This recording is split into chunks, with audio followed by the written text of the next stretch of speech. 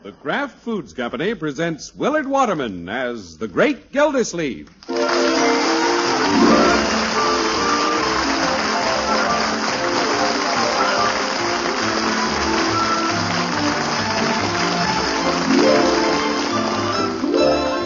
Gildersleeve is brought to you each week by the Kraft Foods Company, makers of Parquet Margarine. Would you like to win a glamorous new Ford Victoria or one of the more than 1,150 other valuable prizes? Then enter Parquet Margarine's sensational $83,500 Name the Twins contest. Full details in our next announcement. Have paper and pencil ready. Meanwhile, remember, Parquet is the margarine that tastes so good because it's always fresh. Get good-tasting, fresh-tasting Parquet tomorrow at your grocer's. That's Parkay, Parquet margarine made by Kraft.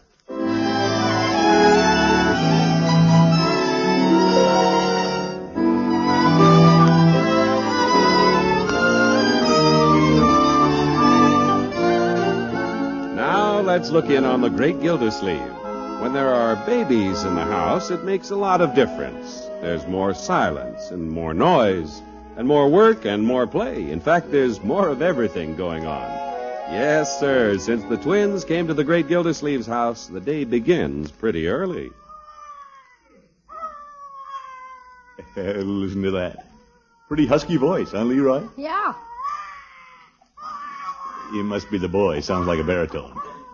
You hope he doesn't wake up the little girl. He woke me up at 6 o'clock this morning. Yeah, with babies around the house, you don't need an alarm clock. Trouble is, you can't set them. They're liable to go off any time. Well, these twins have been pretty good. They've got that sunny Gildersleeve disposition. Yeah? Well, here comes Marjorie and Bronco with the babies. We're trying to get them back to sleep, Auntie. Yo, sorry, Marjorie. Good morning, Bronco. Good morning, Mr. Gildersleeve. Hello, Leroy. Hi. Oh, Leroy, you frightened the baby. I did. Now, big boy, that's just your Uncle Leroy. You big boy? Well, since we haven't selected names for the twins yet, we call them Big Boy and Little Girl. Yeah, cute idea. Hello, big boy. Gitchy, gitchy, gitchy, gitchy, gitchy, gitchy, gitchy, goo. Hey, look, he grabbed my finger. He'll grab anything. Hey. You look at him, hang on. He was asleep until that window shutter upstairs started banging. You? I thought you were going to have that shutter fixed, Mr. Gildersleeve. Well, I'm going to. I'll have it fixed right away. You said that last week. Well, Bronco. Big Boy's going to sleep. Hey, why don't you keep him awake all day so he'll sleep later mornings? Quiet, Leroy. There's too much noise going on around here. Rosebud! Yofer! Bertie! Did I wake up the baby? Oh, that's all right, Bertie. Sure, that's all right, Bertie. Think nothing of it. It's been done before. Come on, darlings. Bertie and Leroy will take you upstairs. I'll take the one that isn't crying. I wouldn't take him upstairs, Bertie. No, Bertie, that trick shutter's banging up there. Trick shutter. Well, we'll take them in the study. I thought that shutter was fixed. Yeah, I know, Bertie. Now let's go eat breakfast. I'll take care of the shutter. I'll get the coffee and orange juice. You're fine, my dear. Let's sit down, Bronco. Yes, sir. Yeah. I could take care of the shutter, Mr. Gildersleeve, but I hesitate to take the initiative around here since you're the head of the house. Yeah, Bronco, you won't find me resenting anything. We're one big happy family. If anybody has any constructive suggestions about how this house should be run, he should speak up. Yes, sir. I probably shouldn't mention it, but if I were running the house, I'd do something about that light in the linen closet. You light in the linen closet? Yeah, I hadn't looked in there recently. Well, the switch doesn't work, but I wasn't going to mention it. Yeah, I want you to mention these things, my boy. Anything else wrong around here? No. No, Bronco, you've got something on your mind. Out with it. Oh, it isn't anything big, Mr. Gildersleeve. None of these things are important. Well, they're getting important. Continue. Well, if I were running this house, I'd put a new window pane in the attic. Oh, I didn't know it was broken. Yeah, it's cracked. I was up there the other day and a lot of cold air's coming in. You nosy son-in-law. You understand, Mr. Gildersleeve, I'm not trying to take over. Oh, no. But these are things I'd do if I were running the house. Oh, yes. Are you two starved for breakfast? Oh, yeah. Marge, how about Mr. Gildersleeve's bacon and eggs? Now he's telling me what to eat for breakfast. I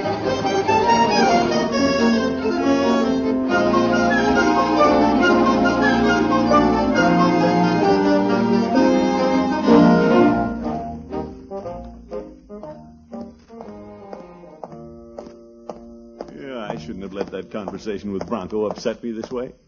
After all, I asked for it. Yeah, but he didn't have to give it to me. You think I'll stop in Floyd's and cool off under a hot towel? Well, come on in, Commish. Hello, Floyd. Welcome to Little Floydie Munson's Tonsorial Emporium. I think that's French for barbershop. Yes. Just give me a shave. You bet. Toot sweet. I know that's French. You're all right, Floyd. Hurry up. Talky barber. What's that? Nothing. I'm sorry, Floyd.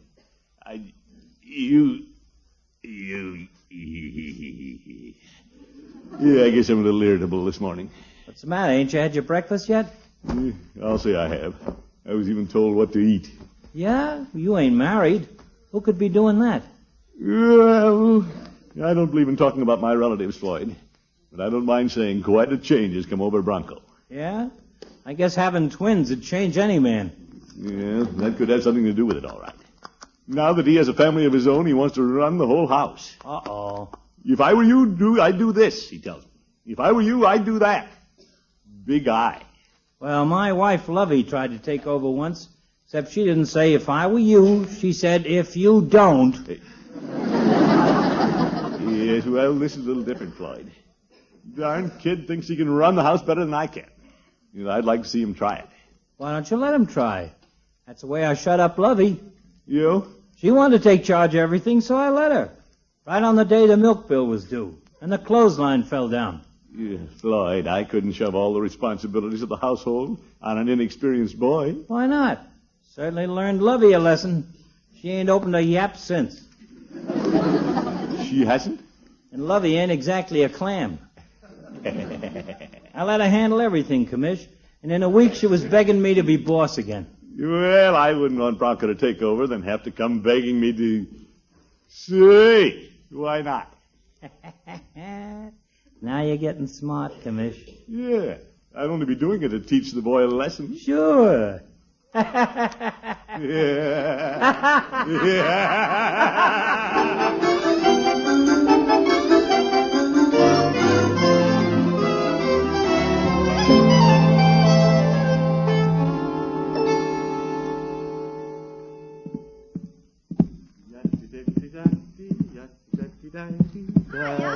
Oh, hello, Leroy.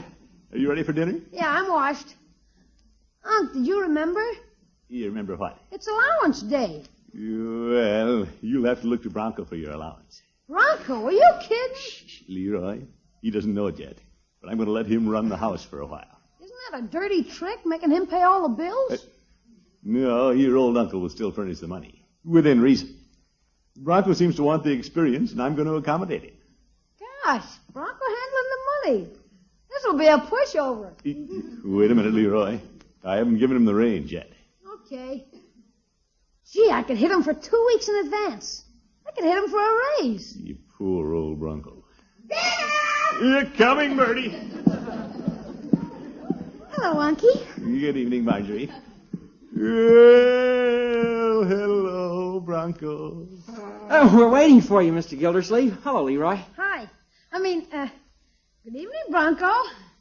Did you have a pleasant day today? What? Oh, yeah, sure. I'm glad to hear it. What's the matter with Leroy? Well, prime ribs. Bronco, why don't you carve tonight? Me? Oh, no, Mr. Gildersleeve. You carve. You're the head of the family. Well, not necessarily. Go ahead, Bronco. Sure, Bronco. You got to learn sometime. Well... That's exactly what I was thinking today. What's that? Marjorie's right, Bronco. You have to learn sometime. As a matter of fact, why don't you take over the job of managing the house for a while? Oh, I couldn't do that. Yes, you can. We'll put everything in your hands. You can keep the books, pay the bills. Pay the allowances? You hold it, Leroy. What do you say, Bronco? It'll be up to you to keep things shipshape.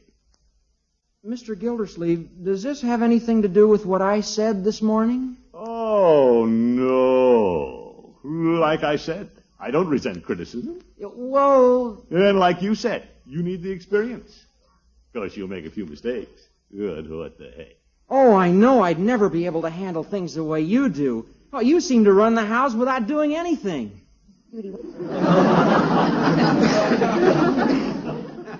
Well, that's the way I run the office, too. Now, I want you to run things for a while. I want you to learn your lesson. Yeah, I mean, how to run the house. Well, all right, Mr. Gildersleeve. If that's the way you feel, I'll take a run at it. Yeah, fine. From now on, we'll all take orders from you. Oh, Bronco. Is he officially in charge now, Unc? Yes, indeed, Leroy. Fire away. Bronco, Yes, Leroy? congratulations on being in charge of everything. I know you'll do a super job. Well, thank you, Leroy. May I have my allowance now? You smooth boy. Leroy, about your allowance. Yeah? There's a broken window in the attic. There is? Uh-oh. Here's the potatoes and gravy. Ain't nobody started carving yet? I'll carve in a minute, Bertie. Bronco's running the house for a while, Bertie. He's wrestling with his first problem. Yes, sir. Now then, about the window. It seems to have been broken by a BB gun. No kidding. Marjorie, have you been shooting a BB gun? Of course not, silly. Mr. Gildersleeve? You're not the water commissioner. Honor bright. Bertie, are you hiding a BB gun somewhere? Not me. Bertie's innocent. Well, it wasn't me, and it couldn't have been the twins. How do you know? Leroy, could it have been you? Okay, you got me. But it was an accident. I was shooting icicles off the eaves. I see, but unfortunately, Leroy, accidents cost money. Yep, here it comes. And I think you should contribute 25 cents out of your allowance toward a new window pane. Oh, for corn's sake. I'll pay the balance out of the house fund. But gosh, I could see a movie for that. I know, Leroy, but in organized society, we must have our rules and regulations. Rules, schmools, I'm out 2 bits. Yeah, Bronco's right, Leroy. I don't mean to be hard, Leroy. Just think of me as working for the good of all of us. I'm trying to be efficient in the job to which I've been elected. Now then, little fella, are there any questions? Yeah, when can we hold another election?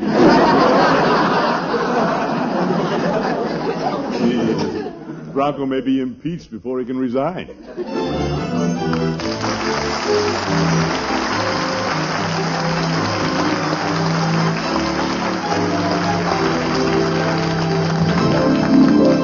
The great Gildersleeve will return after this important announcement. Margie and Bronco still need names for their twins, and you may win the prize of a lifetime by helping them out. Yes, just listen to the prizes to be awarded in Parquet Margarine's $83,500 Name the Twins contest. Each week for 5 weeks, Parquet is awarding 4 glamorous new Ford Victorias. And in addition, 10 General Electric portable dishwashers, 20 General Electric triple whip mixers, 100 crisp new $20 bills, 100 crisp new $10 bills. That's 234 prizes each week for 5 weeks. now here's how you enter. Think of names for the twins. One's a boy, one's a girl, remember. Get an entry blank from your grocer. It will tell you how prize-winning entries are selected. Or use plain paper if you prefer. Send your names for the twins, plus your own name and address, to Parquet Margarine, Box 6799, Chicago 77, Illinois. With each entry, enclose the red end flap from a package of Parquet Margarine. And remember, if you'd like to try for a first prize plus a special $500 cash bonus, include 2 Parquet red end flaps.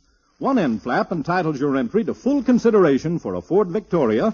2 red end flaps entitle you to $500 extra if your entry wins one of the weekly first prizes. This week's contest ends at midnight this Saturday. So hurry! Remember the address, Parquet Margarine, Box 6799, Chicago 77, Illinois.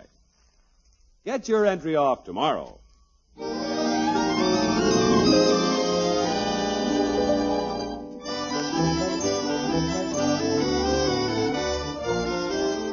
Well, a couple of days ago, the great Gildersleeve turned the job of running the house over to his son-in-law and sat back to watch developments.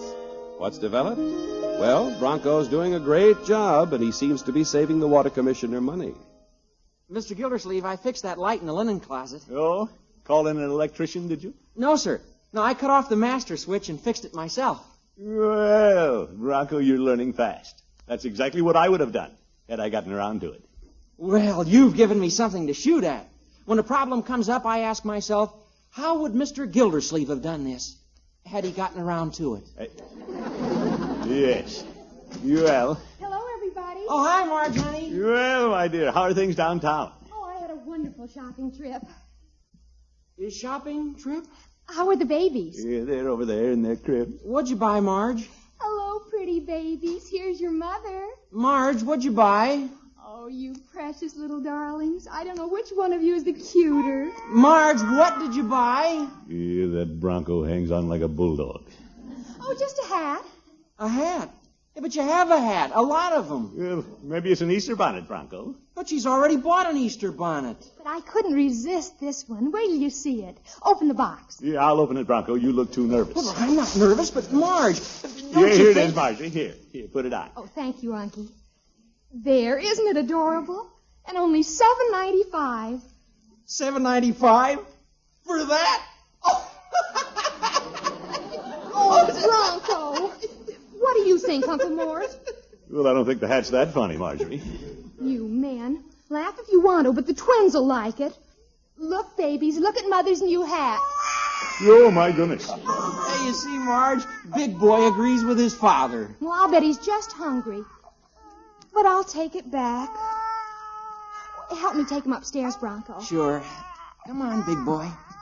Your mother doesn't want that hat, does she? Well, I guess I really don't need it. No. Oh, you'll be the prettiest girl in the Easter parade in that other one. Do you really think so? What a cagey operator. Well, he's saving money and making her like it. Miss Gilsey, Yes, Bertie. is she taking it back? Yeah, Bronco laughed her out of it. Yes, sir. That man sure is making Miss Marjorie and Leroy toe the line. Well, he's opening my eyes. He's a good manager. Yes, sir. He's counting pennies with everybody in this house except Bertie. Yeah, he's a fine boy. Of course, he knows he don't have to check up on Bertie. You won't catch him calling Bertie on the carpet. Well, Oh, Bertie, Yes, Mr. Bronco? I've been wanting to have a talk with you. Me? uh-oh. How much did you pay for that hen you roasted last night? Oh, that was a fine hen. I paid 79 cents a pound. 79 cents a pound? Yes, sir, at Steuben's Market. Well, Bertie, I noticed in the paper they had a special on hens at the Acme Market. It's 71 cents a pound. Yes, sir. But there's hens, and then there's hens. Miss Gilsleeve knows that, don't you, Miss Gilsleeve? Yeah, Bertie, I'm staying out of this. Well, Bertie, that's a small point, but if you have an hour or two this afternoon, I'd like to sit down with you and review the operation of the kitchen. Mr. Bronco, don't nobody have to tell Bertie how to buy for the kitchen, do they, Mr. Gilsleeve? Well, I've never tried to. Bertie, I just have a job to do. I got a job to do, too, and I'm doing it. Bertie is known as the best buyer in the block. Ain't she, Mr. Gilsleeve? Yeah, I don't doubt it, Bertie. Yes, sir, I'm the best buyer in the block. When them clerks see me coming in the store, they say, here comes Bargain Bertie. Don't nobody have to check up on me, because when them clerks see me coming, they say, here comes Bargain Bertie. Yeah, I know, Bertie. Mr. Gilsleeve, you know what them clerks say when they see me coming in the store? Yes, Bertie. That's right. They say, here comes Bargain Bertie. Phew. Bertie gave us more than we bargained for. Well, we'll see. Bertie! I'm putting the pans away. What is it? If you have a couple hours now, let's have that talk. Gildersleeve, putting Bronco in charge is the smartest thing you ever did. He could make you rich.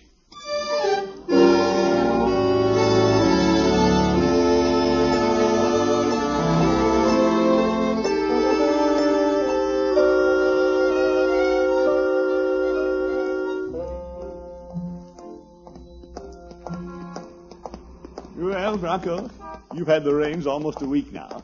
You're doing a fine job. Oh, thank you, Mr. Gildersleeve. I'm just trying to drive down the middle of Economy Road. In the middle of economy. Well, you're doing it, too. Let's stop in Petey's and have a Coke. You deserve it. Well, a nickel one. A nickel.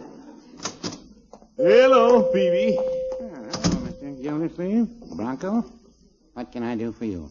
Mr. Gildersleeve invited me to have a Coke, Mr. Peavy. You don't say. Yeah, I got a fine son-in-law, Peavy. You're doing a great job running the house. Yeah, so I hear. Well, there are a lot of little extravagancies we're trying to eliminate. A penny saved is a penny earned. You're very good, Bronco. Here are your Coke.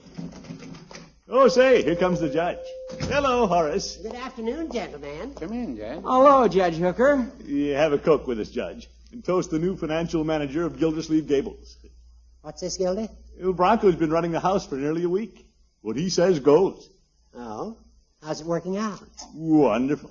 Oh, Mr. Gildersleeve. Yes, it is. He's got Bertie, Leroy, and Marjorie cutting corners in every direction. No wonder you're pleased. Here's your Coke, Judge. Thank you. Gildy, I'm looking for a bowling partner for this evening. Care to join me? Oh, great idea, Judge. I haven't been bowling for a month. Of course, I'll have to ask my exchequer for funds.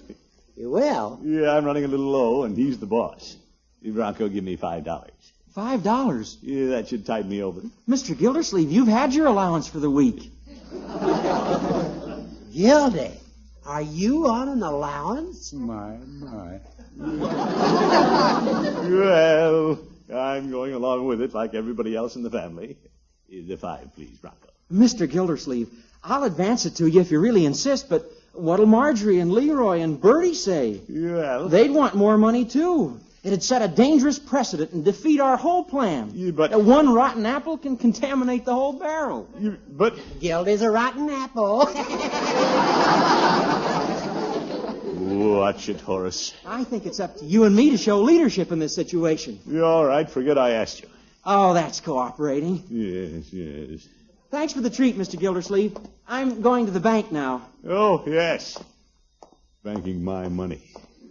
Goodbye, men. Bye, Bronco. Goodbye. Well, Gildy, if he won't let you go bowling, we can visit the zoo. That's free. Yeah, all right, Horace. We're going bowling, and I know how to get the money. Peavy. Are you looking at me, Mr. Gildersleeve? Well, I have a charge account here. Give me $5 and put it on my bill. Mr. Gildersleeve, you don't have a charge account here.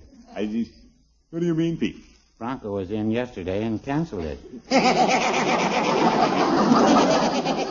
Cancel my charge account? That's right. It seems he's canceled them all over town. Yofer. That sneaky kid. Just wait till I get home. Wait a minute, Mr. Gildersleeve. That'll be 15 cents for the Coke. Peavy, you're not worried about that 15 cents. No, I wouldn't say that. Oh, my goodness. Pay him, Judge. I'll pay you later.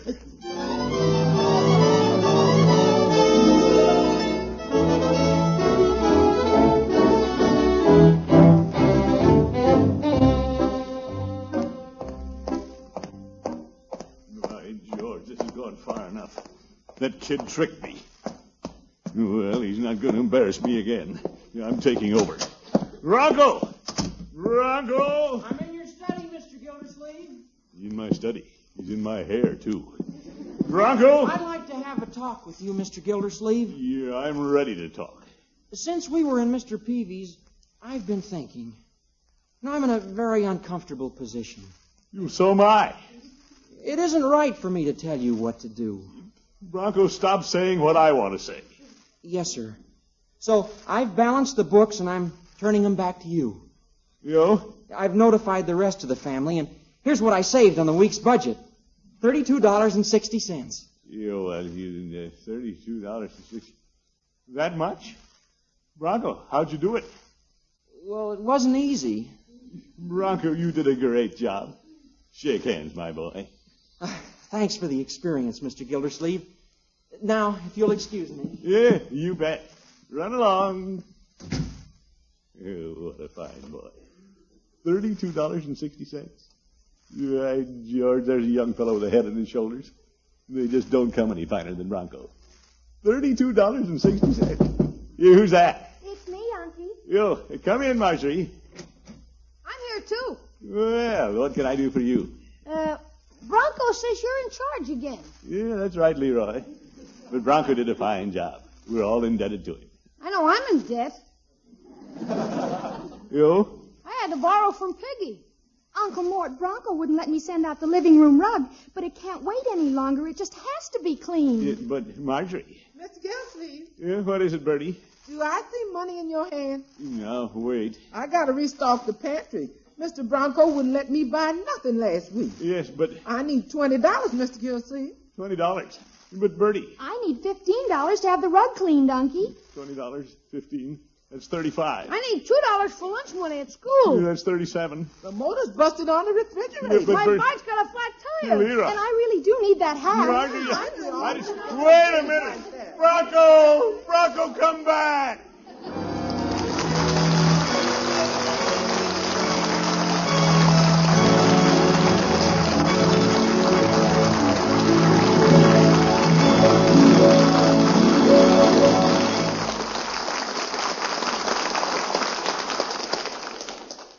The Great Gildersleeve will be right back.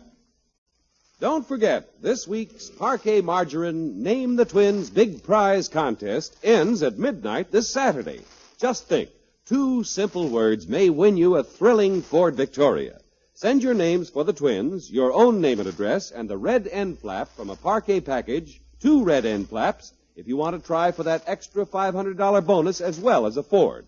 The address is Parquet Margarine, Box 6799, Chicago 77, Illinois. Get Parquet and an entry blank from your grocer tomorrow.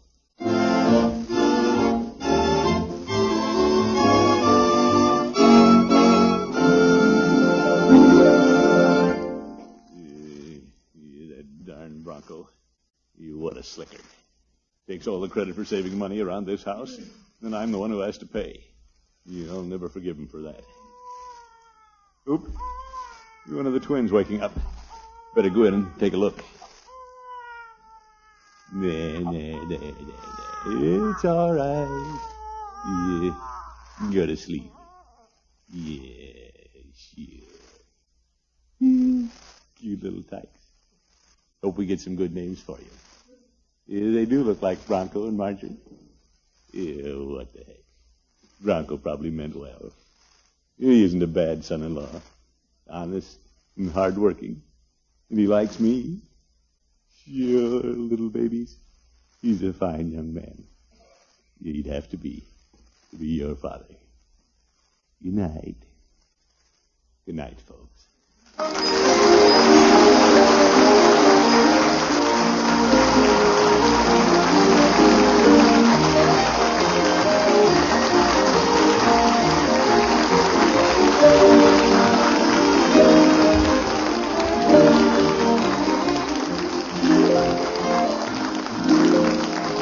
Gildersleeve is played by Willard Waterman.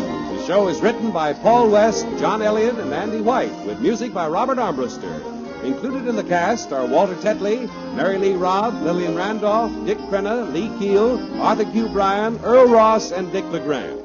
This is John Heaston saying goodnight for the Kraft Foods Company, makers of Parquet Margarine and those other famous quality food products. Be sure to listen in next Wednesday and every Wednesday for the further adventures of the Great Gildersleeve.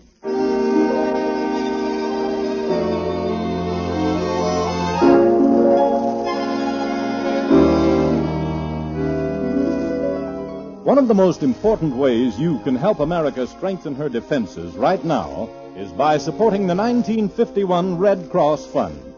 This year, the Red Cross must have $85 million to meet the needs of the rapidly expanding armed forces, to train and equip millions of home defense volunteers in first aid and home nursing, and to do hundreds of other vital defense jobs. Remember, the Red Cross is mobilizing for the defense of your family, your community, and your nation. And now's the time to help make that defense secure by giving all you can to the 1951 Red Cross Fund. Don't miss The Falcon every Sunday over this station. Check your newspaper for time of broadcast and listen next Sunday as The Falcon solves the case of the talented Texan.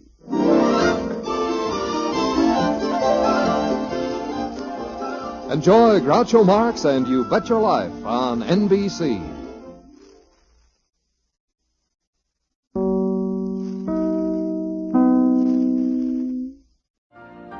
You've been listening to the OTR Gold Network. Find more classic radio at otrgold.com.